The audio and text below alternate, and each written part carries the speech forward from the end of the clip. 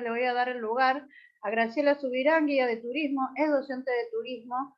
Ella era docente cuando yo estudiaba en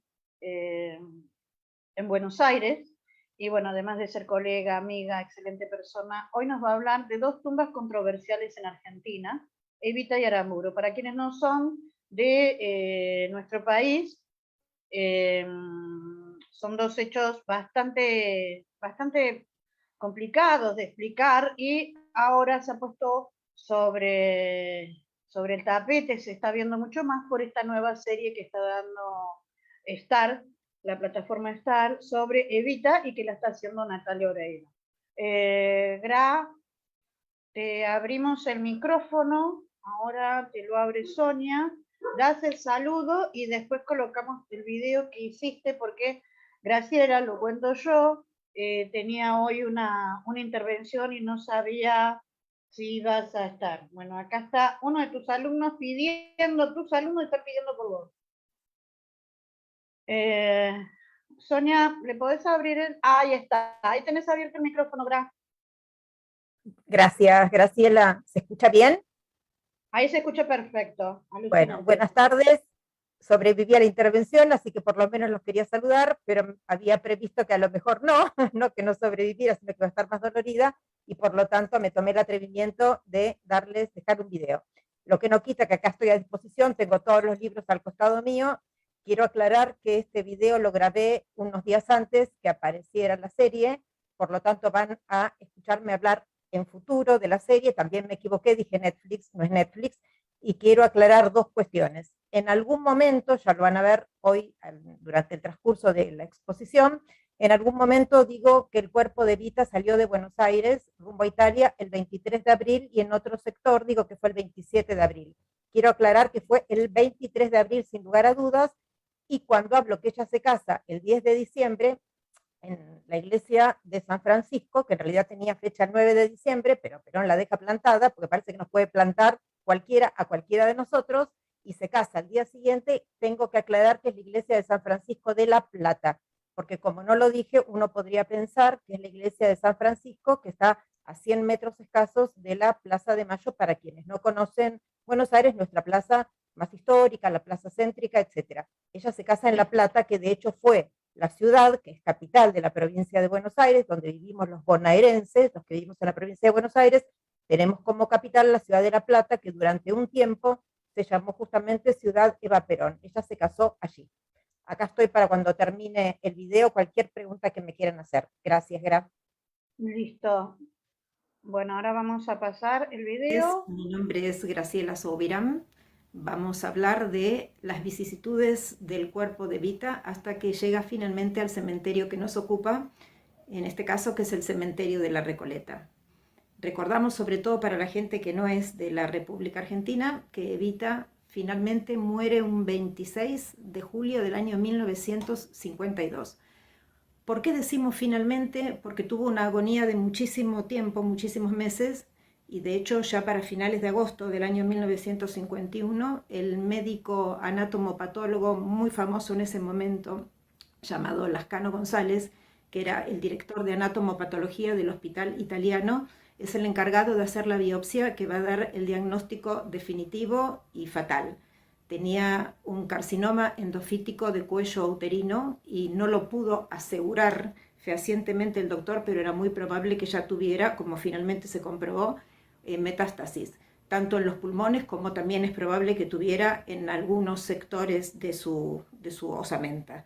Por lo tanto, nunca supo el médico que estaba haciendo la biopsia nada más y nada menos que de la primera dama de la Argentina. Siempre fue en secreto, se enteró con el tiempo que le había tocado ese tristísimo papel. Así que por eso decimos que finalmente muere el 26 de julio de 1952, pesando aproximadamente algo así como 35 kilos. ¿Por qué podemos aseverar? Es algo que siempre nos pasa cuando hablamos de Eva Perón, que como hay tanta confusión al respecto y se ha mezclado tanto la historia con el mito, en general tratamos como nunca de ser absolutamente fácticos, basándonos exclusivamente en lo que está absolutamente probado. Y este médico, que luego ha escrito este maravilloso libro, que es Pedro Ara, fue el encargado, el médico español, sevillano exactamente, que fue traído por Perón desde Córdoba, porque hay una confusión también con respecto a Pedro Ara. Siempre se ha dicho que vino directamente de España y no, Pedro Ara en realidad hacía mucho tiempo que había venido a dar clases a Córdoba y todavía hoy en día en el barrio universitario de Córdoba hay un museo que lleva su nombre.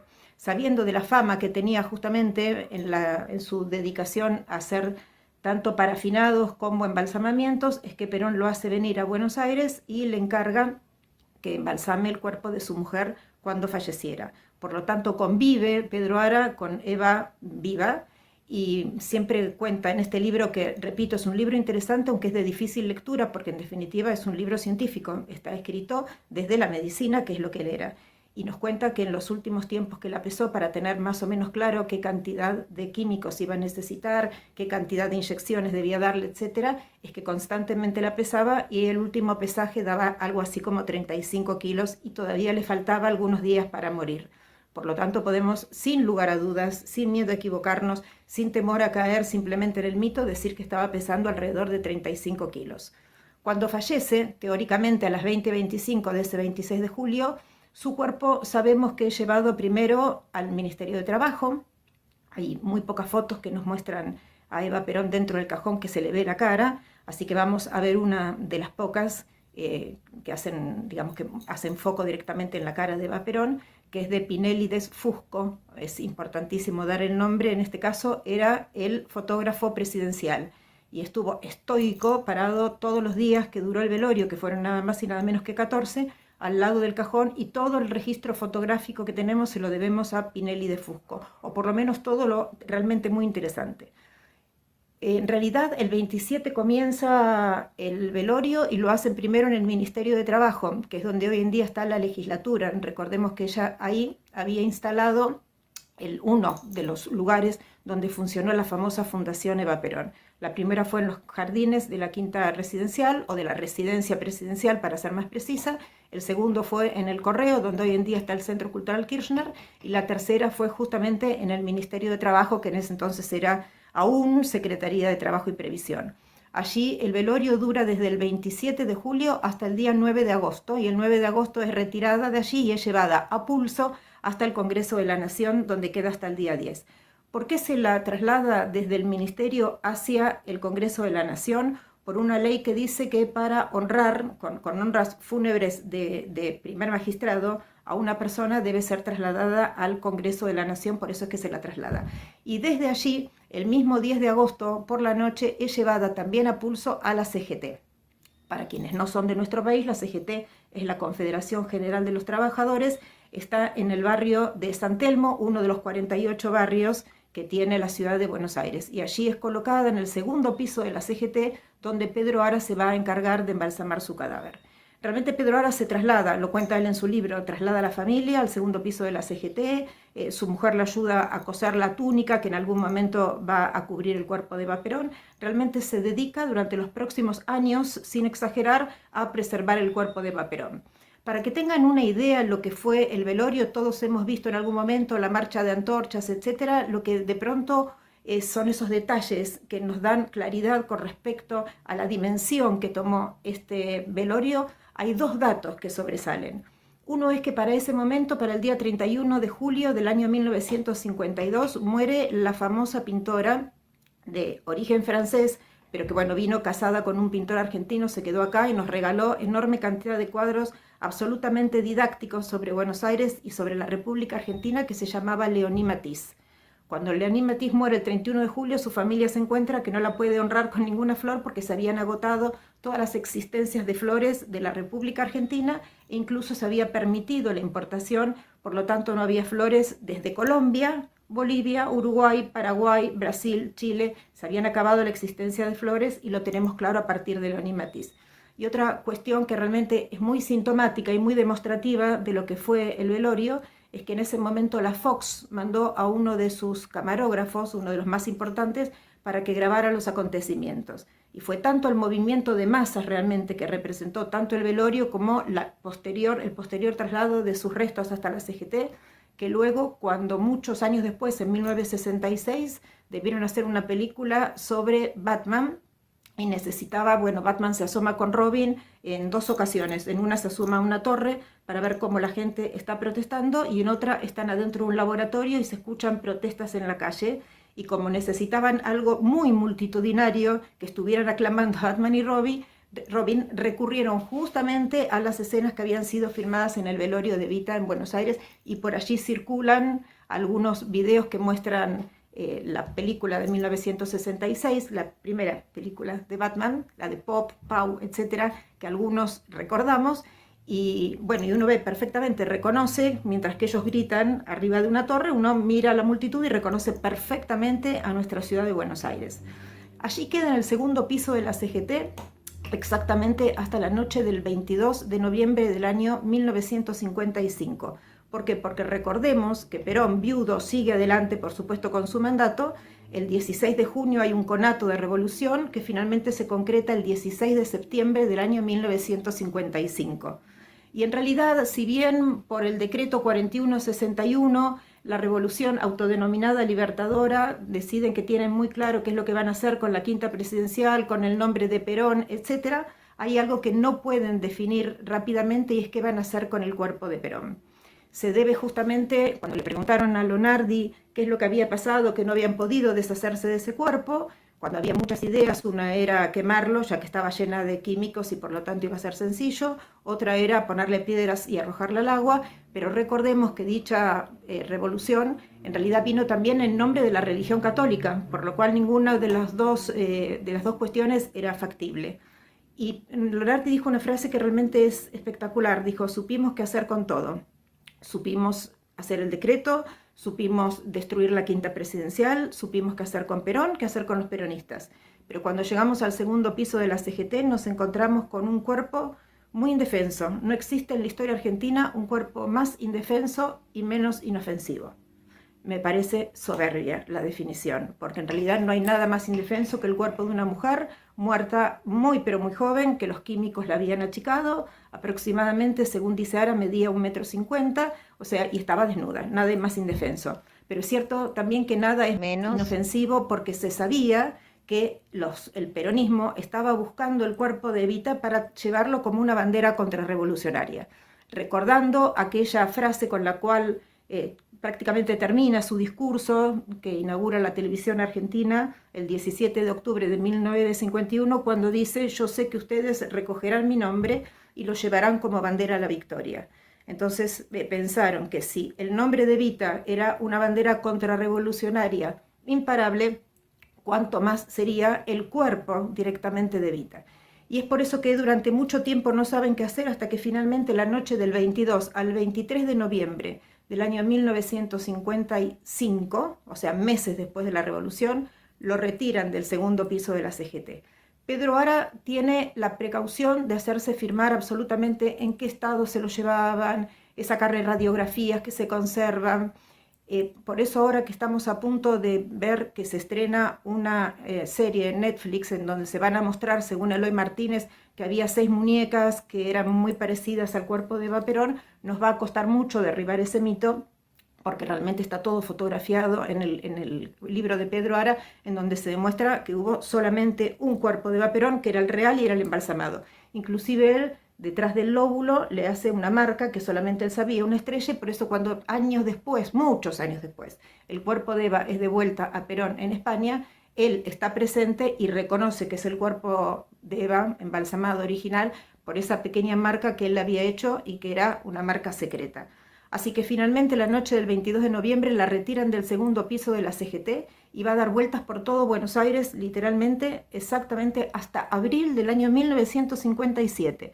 Miren todos los años que el cuerpo de Evita dio vuelta por todo Buenos Aires. Estuvo de pronto en la esquina, por ejemplo, de Callao y Viamonte.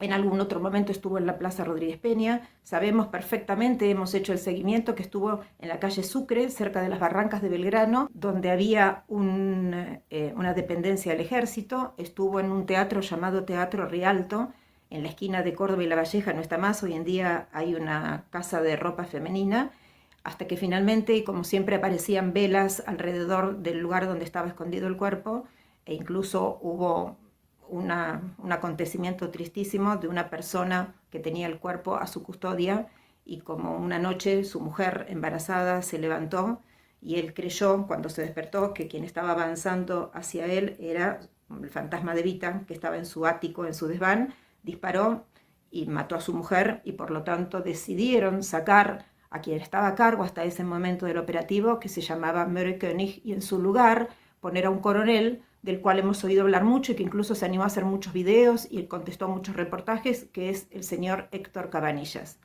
Me voy a detener solo un segundo, sé que tenemos apenas 20-25 minutos, para comentarles que conseguí una foto de Möhre König, que es muy, pero muy difícil de conseguir. Realmente se ha borrado todos sus rastros. Tengo una foto de Möhre König. Y por estas cuestiones de la vida, de haber ido a un colegio alemán, descubrí que Möhre König, que uno lo escribe con doble O, More con doble O a veces se escribe OE, en realidad debería ser escrito con la O umlaut, es decir, la O con dos puntitos, en la parte con diéresis. Y Möhre quiere decir pantano, ciénaga, y König quiere decir rey. Así que el apellido que tenía Möhre König y su nombre era nada más y nada menos que rey pantanoso o rey del pantano. Héctor Cabanillas, su sucesor, decide ser bastante más drástico y que no le suceda lo que le había sucedido a Möhre König. Entonces decide comprar un pasaje, comprar 11 o 12 cajones, hay alguna discrepancia, colocar en algunos de ellos, dicen que piedras, en realidad fueron mujeres de NN, cuerpos de mujeres desconocidas, y fueron enviados a distintos puntos del país y a distintos puntos del mundo. Alguno fue a München, otro fue a Río de Janeiro, otro fue a Roma, y el cajón definitivo, aquel que tenía realmente el cuerpo de Evita, salió de la Argentina un 27 de abril del año 1957 con destino a Italia, pero no a Roma, sino a Milán. Y fue sepultado en el cementerio Maggiore de Milán bajo el nombre de María Magis de Magistris. Su placa, la placa que guardó los restos de Evita durante tantos años, hoy en día la podemos ver en la FINUR 2988, que es justamente la sede del Museo Eva Perón. Sale, decíamos, rumbo a Italia en el barco llamado Conte Biancamano, que por esas cosas del destino era el mismo barco que había traído en 1935 los restos de Gardel a la Argentina. Algo que a ella le había impactado mucho, porque llega en febrero de 1935 a Buenos Aires, asiste al velorio de Carlos Gardel, que llegó en este barco, y le escribe a su madre diciendo que nunca en la historia seguramente se iba a volver a ver un velorio tan multitudinario. Y luego este mismo barco es el barco que el 23 de abril de 1957 la lleva a Italia, donde permanece, finalmente así acortamos, hasta el año 1971, cuando su cuerpo es devuelto a Perón, es sacado de Italia y en un operativo muy especial es llevado a Puerta de Hierro, en las inmediaciones de Madrid, la quinta 17 de octubre, donde estaba Perón con la que era ya su tercera esposa. Recordemos que Perón estuvo casado en realidad 3 veces. Evita no fue su primera esposa, sino que fue la segunda. La primera era una maestra de escuela llamada Aurelia Tizón. Eva Duarte fue la segunda, y luego se volvió a casar, los argentinos lo tenemos claro, con María Estela Martínez Cartas, más conocida con el nombre de Isabelita. Así que recibe exactamente en septiembre del año 1971, recibe el cadáver de su mujer. ¿Qué pasaba mientras tanto en la Argentina? Así unimos, como era el título de esta charla, unimos dos de los personajes más controvertidos que tiene el cementerio de la Recoleta. Mientras tanto, el 29 de mayo de 1970 era secuestrado aquel presidente de facto llamado Eugenio Aramburu, aquel que había junto con Lonardi y con el almirante Rojas, se habían hecho cargo de la autodenominada Revolución Libertadora, vivía en Santa Fe y Montevideo, es secuestrado el 29 de mayo, repito, de 1970. Pocas semanas después, su cuerpo aparece muerto en la estancia La Selma, en la zona de Timote, en la provincia de Buenos Aires. Y exactamente 7 semanas después de su desaparición, y es llevado su cuerpo al cementerio de la Recoleta. Entonces nos ubicamos, tenemos en España a Perón viviendo con su tercera esposa, proscripto. Evita viajando en este momento, en 1971, desde Italia, exactamente desde Milán, hasta Madrid. Y mientras tanto, en la Argentina tenemos la tumba de Aramburu, delante de la tumba hermosísima que pertenece a Carlos Peregrini y que nos muestra justamente al Jockey Club, lo tenemos sepultado en el cementerio de la Recoleta. Y pasa el tiempo y sabemos que Perón finalmente viene a la Argentina a tomar cuenta de su tercer mandato presidencial, vuelve acompañado por su tercera mujer que integra la fórmula es Perón-Perón, y deja el cadáver de Evita en Puerta de Hierro. Durante mucho tiempo se dijo que lo había dejado en la iglesia de San Francisco, ya que Evita era terciaria de la Orden de los Franciscanos y siempre su pedido hacia Perón era que quería estar sepultada en la iglesia de San Francisco. Durante mucho tiempo reinó la confusión y se pensó que ella había quedado en la iglesia de San Francisco de Madrid, pero no, realmente está comprobado que quedó en Puerta de Hierro. Perón muere, Perón asume el 12 de octubre de 1973 y rápidamente el 1 de julio de 1974 muere. Así que nuevamente repasamos, tenemos Aramburu en Recoleta, Perón, con no un embalsamamiento ni un parafinado, sino una conservación un poco más sencilla, pero que igual estaba perfecto, en la cripta de Olivos, que es la residencia presidencial que había reemplazado en las afueras de Buenos Aires, para quien no se ubica, a la que había sido derrumbada luego de la revolución en el barrio de Recoleta, donde había fallecido Eva Perón. Y mientras tanto seguimos teniendo entonces a Evita esperando en España. Cuando Perón muere, el cuerpo de Aramburu es secuestrado exactamente el 16 de octubre del año 1974 de su bóveda en el cementerio de Recoleta. Por suerte conseguí la reproducción de cómo fue, la reproducción policial de cómo fue el secuestro, así que lo vamos a ver. Y bueno, y posteriormente llegó un comunicado inmediatamente que decía que hasta que no volviera el cuerpo de la compañera Evita a la Argentina, no iba a volver el cuerpo de Aramburu hasta el lugar donde descansaba, que era el cementerio de Recoleta. Así que finalmente acepta a Isabel, trae, recordemos, la tercera esposa de Perón, la vicepresidenta en ejercicio de la presidencia por la muerte de Perón, acepta traer el cuerpo de Evita y finalmente el 17 de noviembre del año 1974 Eva vuelve a la Argentina. En realidad su cuerpo es colocado allá en España en un avión de Aerolíneas Argentinas, en realidad llega primero a Morón, después lo trasladan al Aeroparque, en donde es recibida por los políticos del momento, y de allí es trasladada a la cripta de Olivos, y donde va a descansar, digamos, en el subsuelo, en la cripta, junto con el que fuera su esposo. Y mientras tanto, ese mismo día 17 de noviembre, aparece, como había sido permitido, el cuerpo de Aramburu en las inmediaciones de la plaza o del Parque Las Heras. Para quienes no viven en la Argentina, recordemos que el Parque Las Heras es un parque céntrico que está en la esquina aproximadamente de Las Heras y Coronel Díaz, y que allí había funcionado la penitenciaría. No fue azaroso este lugar elegido para colocar el cuerpo de Aramburu, ya que donde estaba la penitenciaría en la época de Aramburu, él había mandado fusilar a contrarrevolucionarios que se habían levantado contra la Revolución Libertadora para que volviera Perón. Por lo tanto, un 9 de junio de 1956. Por lo tanto, decidieron colocar allí el cadáver justamente para que fuera una cuestión, digamos, metafórica, ¿no? Muy simbólica. Por eso fue colocado allí. Finalmente, el cuerpo de Aramburu entonces es restituido al cementerio de la Recoleta y Eva queda junto con Perón en la cripta de Olivos hasta que llega la última revolución que padecimos, que fue la del 24 de marzo del año 1976. Quien estaba a cargo de esa revolución, que fue Videla, se fue a vivir apenas, asumió, se fue a vivir a Campo de Mayo porque no quería vivir en la residencia junto con el cuerpo de Perón y Evita. Entonces se lo entrega a la familia. A esta altura, Eva Perón, que tenía en total 4 hermanas, 3 mujeres, un varón y ella, y su madre, habían pedido, por supuesto la familia tampoco sabía dónde estaba el cuerpo, entonces habían pedido la restitución del cuerpo y nunca habían tenido la suerte de recuperarlo. Videla llama a las 2 hermanas que quedaban vivas, que era la mayor, que era Blanca, y la anteúltima, o sea, la que la seguía justamente a Eva Perón, que era la más pequeña, que se llamaba Herminda, llamada Chicha por todos sus amigos, y decide que les va a entregar el cuerpo de Eva Perón. Entonces ahí viene lo que nos interesa tanto a los guías cuando guiamos el cementerio de la Recoleta, que es lo verosímil, lo que es fáctico. Eva Perón está colocada a 5,50 metros de profundidad. Y lo sabemos porque hay un señor Chamorro, que escribió, un arquitecto e ingeniero, que escribió un libro porque fue el encargado de acondicionar la tumba, que recordemos que pertenecía a los Arrieta, para que pueda recibir con toda seguridad el cuerpo de Eva Perón.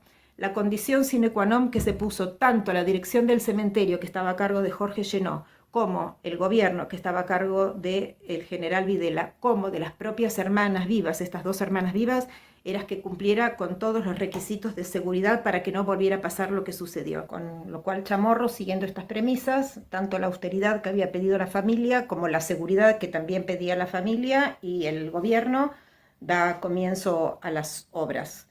Hace en total 3 proyectos y finalmente es aceptado por Chicha el tercer proyecto y comienzan, después de varias reuniones, el día 2 de agosto, 3 de agosto, 4 de agosto, finalmente el 5 de agosto recibe el visto bueno, están los sellos de las autoridades del cementerio, bueno, que dan vía libre para que las obras se lleven adelante, y el 6 de agosto comienzan las obras de reacondicionamiento de la bóveda. Es tan detallista que nos cuenta que tardó 43 días en hacerlo, que solamente tuvieron descanso los domingos, que trabajaban los 6 días de la semana restantes, 14 horas por día para entregarla en tiempo y forma, y que, bueno, solamente una vez tuvieron la suerte, ¿no?, que lloviera y por lo tanto lo pudieron concluir como correspondía. Entrega la llave de la bóveda concluida el día 8 de octubre y hay que esperar hasta el 22 de octubre para que Eva ingrese al cementerio. Y finalmente se encuentra desde el día 22 de octubre, que hubiera sido el aniversario de su casamiento. Recordemos que ella se casó el 22 de octubre de 1945 por civil en la ciudad de Junín, y el 10 de diciembre de ese mismo año en la iglesia de San Francisco, que como dijimos era terciaria de la orden franciscana, se casó el mismo año, pero el 10 de diciembre. Y allí se encuentra desde el día 22 de octubre la tumba más visitada, sin duda alguna, del cementerio de la Recoleta. Les recomiendo que lean el libro de Chamorro. Es difícil de leer porque es el libro escrito por un ingeniero, en donde fue tan detallista porque tenía clarísimo que lo que estaba haciendo era reacondicionar la bóveda. Recordemos, yo mencioné la familia Arrieta, su hermana mayor, en realidad la segunda, Elisa, estaba casada con el mayor Arrieta, que es el dueño de la tumba. Arrieta la compra, la familia Arrieta la compra en 1950 cuando falleció el mayor Arrieta, y en el 51 trasladan al mayor Arrieta desde Chacarita a el cementerio de la Recoleta, quiere decir que es el primer ocupante. La tumba está a nombre, la escritura a nombre del mayor Arrieta. Y allí descansa y nos cuenta incluso cuánto miden las chapas, cómo hizo el proyecto, cómo está dividido en 3 placas de mármol, y la parte de arriba que se puede abrir, cómo entonces no le hizo una capilla de arco escarzano como era su idea, es decir, un arco de 1/4 de punto, sino que la hizo bien angular para que la hermana pudiera abrir la tumba si le gustaba.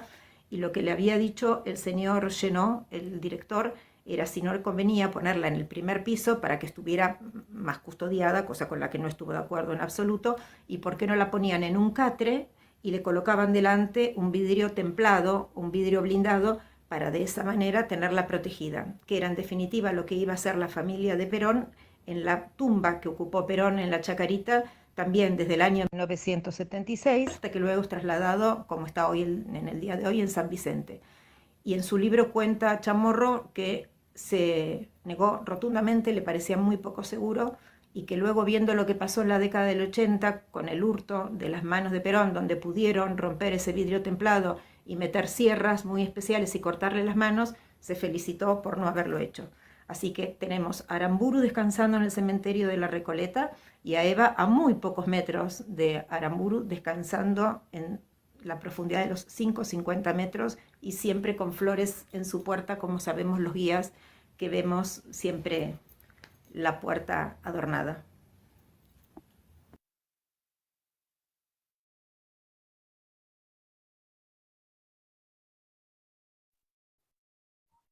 Bueno, excelente. Gracias. Ya lo había escuchado y me encantó. Lo había escuchado antes de ver la película. Después de ver la película, bueno, es como que te cierran un montón de cosas, no la película, la serie. Voy a ver, los que quieran hacer una pregunta por el chat, porque Graciela va a dar esta nueva ponencia, supongo, ¿no, Gra? Por favor. Para que todos te puedan preguntar, pero por una cuestión de tiempo nos hemos excedido. Bueno, María Laje te dice fascinante investigación, maravillosa. Walquilla va a dar una disertación mañana. Bruno Rocco, un amigo, te dice muy interesante, genial. Bueno, todos son saludos y de agradecimiento por esta ponencia. Así que te agradezco un montón, Bra, y bueno, vas a ser una de las primeras para poder contar, ya supongo que para ese momento todos van a ver la serie, y quedan mucho más claros muchos conceptos, muchas notas, porque en este tiempo todos han visto videos, han leído notas, hay muchos libros que no se conocen, yo no conocía el libro de Chamorro, el libro de Ara se consigue en Mercado Libre, lo estuve buscando, yo voy a ver si lo puedo comprar la próxima semana. Solo una cuestión para aclarar.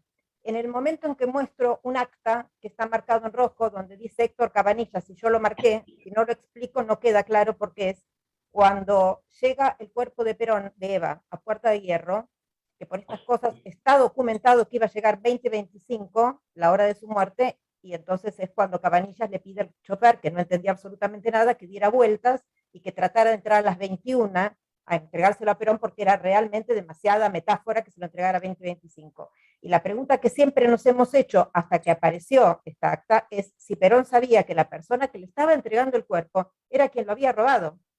Y entonces ahí el acta es muy impactante porque Perón pone, que es la parte que no llegué a poner en la foto, por supuesto, firmamos el acta, fulano, mengano, los padres mercedarios, el padre Peuco, etcétera, etcétera, y escribe, no se la hice firmar a Isabelita por una cuestión ética, no tenía ganas de enfrentar a Isabelita a esa cuestión, pero pone la firma Cabanillas, quien hace 16 años robara el cuerpo de Eva Perón. Esta parte es impresionante. O sea, Cabanillas tuvo que firmar el acta donde decía que él se había robado el cuerpo de Eva Perón.